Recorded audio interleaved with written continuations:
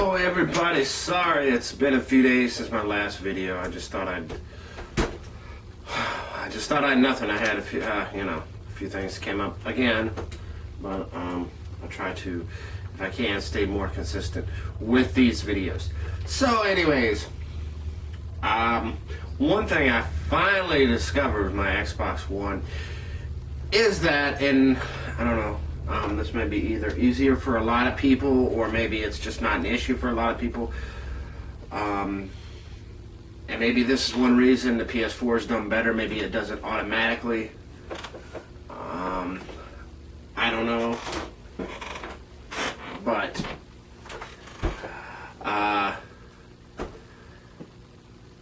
I was having problems with the Xbox One as far as I was trying to play my brother online, and we were trying to play Killer Instinct, and he could invite me to a match, but I couldn't invite him to a match. And as soon as we would try to actually select characters and play, we would get disconnected. And the same thing happened on the Killer Instinct and Mortal Kombat. Right. But I was able to talk to him fine on the headset, but then when we tried to connect. So I thought it was just the internet, which we have been having issues with for quite a while. Hopefully they finally fixed it. Haven't had any issues since the other day, because we were having intermittent outages, and we have phone through them, so our home phone was out too, which really sucks. So it was that, and the phone was out.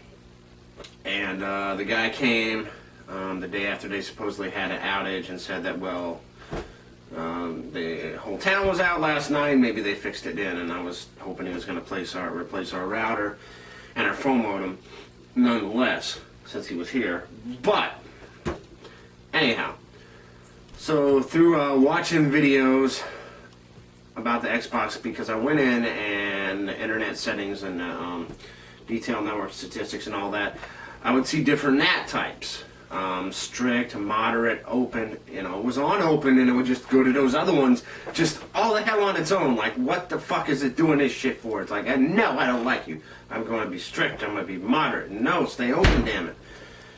So, through watching videos, through, I could put a link to, I don't want to get in, I don't know if I want to put the different videos on there. I'll get to that in a second. But I can put a link in the description to the recommended ports by Microsoft that I used for my port forwarding through my ISP, which for me is Mediacom. I can't at this time log directly into the router. They have a different kind of system as opposed to Comcast and some other ISPs. Now, unless I go out and buy my own router or gateway, and then I can, but because I rent it from them, it's a little bit different with Mediacom. Again, I could purchase my own, but then again, when things go wrong with it, it's covered, versus if I have one and it goes haywire, then, I don't know, it could be quite expensive for a service call. So there are some benefits to it, but, anyway. So, I finally figured out through watching different videos and through using these ports that I'll have in the description below for port forwarding, that now everything with online seems to be working fine. My colleague and Madden hasn't froze up, hasn't dropped on me, seems to be running good. YouTube, there was one or two times it buffered like a second and a half, but that seems to actually be running fine too, so it seems like everything's good now. But I probably wouldn't have discovered the port forwarding issue if I wouldn't have been trying to play my brother, and we wouldn't have trying to keep cutting off, and I couldn't figure out why I couldn't initiate the matches and this and that, why he's had to send me the invitation. But anyway, so it's working, and I just wanted to know, does anybody else have any issues with the with X, provided you have Xbox Live Gold, of course, with your port forwarding? What has it been like, and what do you think about it? I think it's the kind of thing that maybe this is one of the things that hurt Xbox, and maybe this was, I don't know, something they just never addressed. This is the kind of thing, I don't think it's a bad thing. I think it's something you should address, but at the same time, then does that hurt your brand? Because it's great It's working amazing now, but if I would have known about this port forwarding thing, I could have been getting better performance sooner. So, anyway, I think it's bullshit, you know, but what are you gonna do? And again, is this something the PS4 does automatically and does not have these issues versus the Xbox One? You know, it's like you gotta, I don't know, it's like setting off a rocket ship. And once it's going, and that motherfucker's gone. But it's getting it set and entering all that the port forward and this and that. And then I had what is it? For MediaCom, it's a start port, import, and then the videos I was watching didn't even match up because then it was the last thing I had to enter was different from everything else I saw online. That's why I'm not going to put in those other videos and descriptions and stuff. But I used the information from those compared with the numbers to this link I will put in, and as well as if you're a MediaCom customer, go to your the help forums. They help me a lot as well. And crap, there was a anyway. So, but yeah, it's cool. It is a relief, but it was so damn aggravating at first, and it was just yeah, really tough to do. But now I've got it done, and it's working. And my advice to you is use Google, watch the videos on YouTube. If you have Comcast or you have one of these other, that's I think one of the most common providers that I saw in the different videos. Or you have, really, if you have Comcast, or if you're able to log directly into your router or gateway. I have a gateway, which is a router and modem in one piece. A lot of people will have a router and then a separate Wi-Fi, a modem, and then your Wi-Fi, which would be your router, plugged into that. That would probably be the most common configuration for maybe the majority of people. But you can also buy pretty powerful gateways, which are 2-in-1s that either come from your cable company or other provider, or just that's what you prefer. Or you can get it 2 separate pieces. But anyway, if you're able to log into your router or through your modem and router, I don't know with your configuration, it's probably going to be just your router. And then you can use these different videos on YouTube probably quite easily.